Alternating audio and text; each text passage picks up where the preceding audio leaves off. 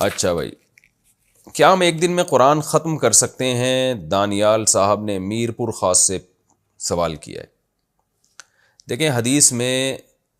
3 دن سے کم میں قرآن ختم کرنے کو منع کیا گیا ہے، بعض حدیثوں میں 7 دن سے کم میں قرآن ختم کرنے کو منع کیا گیا ہے۔ تو ایک طرف تو یہ واضح احادیث ہیں ہمارے پاس، لیکن دوسری طرف صحابہ اور تابعین اور جمہور محدثین اور فقہا کا عمل ہے کہ انہوں نے ایک ایک دن میں پورا پورا قرآن ختم کیا، بلکہ ایک ایک رات میں۔ اور یہ اتنی کثرت سے اس بارے میں صحابہ تابعین سے مروی ہے کہ آپ یہ نہیں کہہ سکتے کہ ان صحابہ کو یہ حدیثوں کا علم نہیں تھا۔ حضرت عثمان رضی اللہ تعالیٰ عنہ کی طرف ایک دفعہ حضرت عمر نے اشارہ کر کے فرمایا کہ مجھے اس شخص سے محبت کیوں نہ ہو کہ یہ شخص ایک رکعت میں پورا قرآن ایک رات میں مکمل کر لیتے ہیں حجر اسود کے سامنے۔ تو ظاہر ہے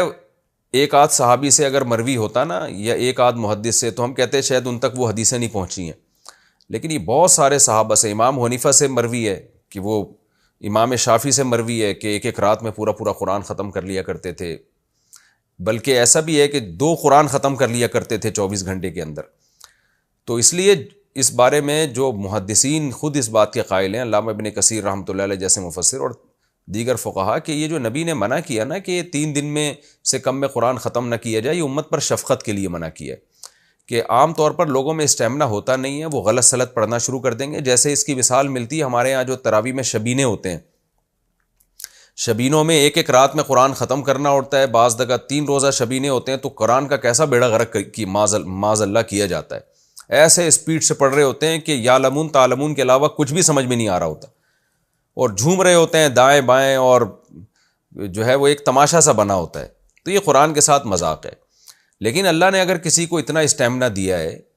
کہ وہ قرآن کا حق بھی ادا کر سکے، اس کو آرام سے ٹھہر ٹھہر کے جیسے قرآن کے پڑھنے کا حق ہے، اور ایسا تھکاوٹ بھی اس کو نہیں ہوتی کہ بیمار ہونے کا خطرہ ہو،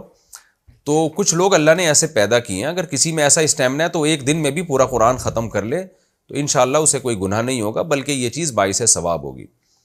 تو اعتدال کی بات یہی ہے کہ اتنے سارے صحابہ، تابعین، تبع تابعین، امام بخاری سے خود ثابت ہے، اور امام شافعی، امام ابو حنیفہ، ان حضرات کے جو اعمال ثابت ہیں، حالانکہ ان تک یہ حدیثیں پہنچی تھیں، مگر یہ ان سے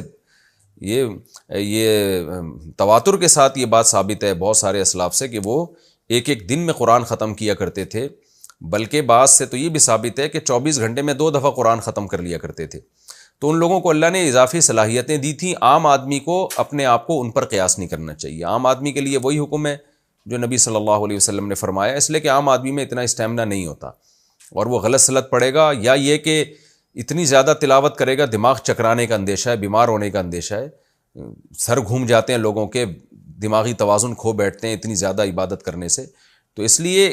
عام حکم تو یہی ہے کہ 3 دن سے کم میں قرآن ختم نہ کیا جائے، لیکن کسی کو اللہ نے اضافی اسٹیمنا دیا ہو،